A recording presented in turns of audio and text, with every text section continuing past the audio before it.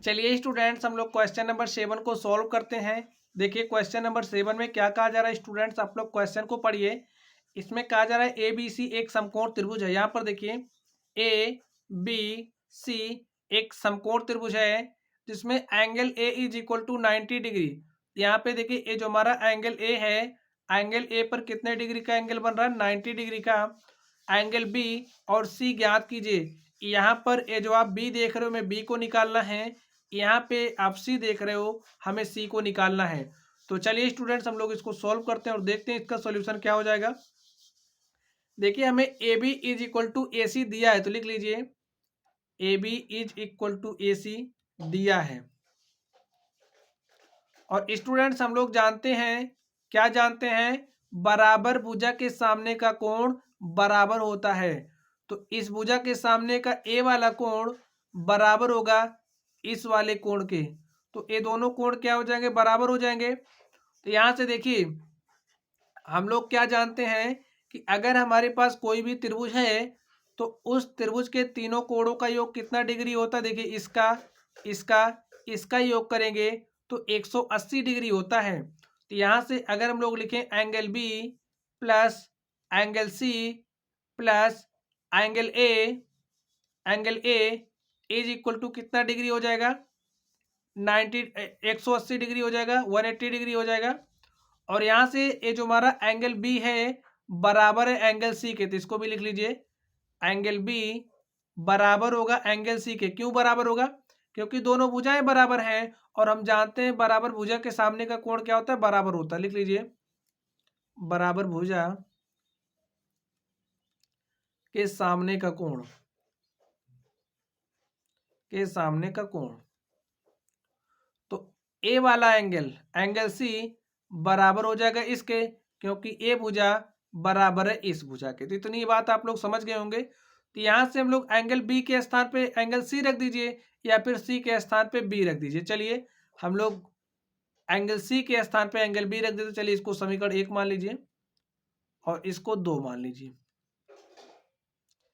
समीकरण 1 से, समीकरण 1 से एंगल बी बराबर एंगल सी समीकरण 2 में रखने पर, 2 में रखने पर तो रख दीजिए स्टूडेंट। देखिए क्या हो जाएगा, इसमें रखिए एंगल बी के स्थान पे एंगल सी रख दीजिए। तो यहाँ पे हो जाएगा angle C plus angle C plus क्या है यहाँ पे? Angle A is equal to 180 degree, इतना हो गया। यहाँ से एंगल सी, यहाँ से एंगल सी, तो ट्वाइस टाइम्स ऑफ क्या हो जाएगा? Angle C. अब यहाँ पे देखिए angle A is equal to क्या है? 90 डिग्री। यहाँ पे दिया है तो लिख दो 90 degree is equal to 180 degree.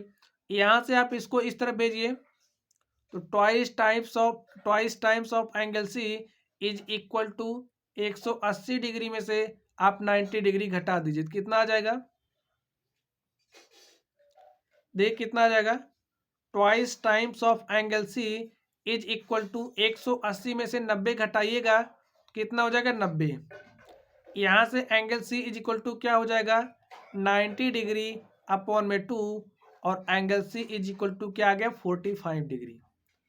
अब ए एंगल सी का मान आप समीकरण 1 में रख दीजिए। लिखिए समीकरण 1 में, समीकरण 1 से, समीकरण 1 से हमारे पास समीकरण 1 क्या है? Angle B is equal to angle C है और एंगल सी का मान हमारे पास क्या है? 45 डिग्री। यहाँ से angle B is equal to हो जाएगा, सी के स्थान पे 45 डिग्री रख दो तो हमारे पास एंगल बी भी आ गया। तो लिखिए अतः एंगल बी और सी बराबर 45 डिग्री है। अतः एंगल बी और एंगल सी का मान 45 डिग्री है। तो स्टूडेंट्स इस तरीके से हमने इस प्रश्न को सॉल्व किया। तो चलिए गाइस, आप लोग पढ़ते रहिए। अगर कोई भी डाउट हो तो आप लोग कमेंट बॉक्स में कमेंट करना।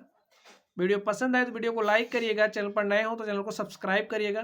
तो चलिए आप लोग पढ़ते रहिए। Thank you.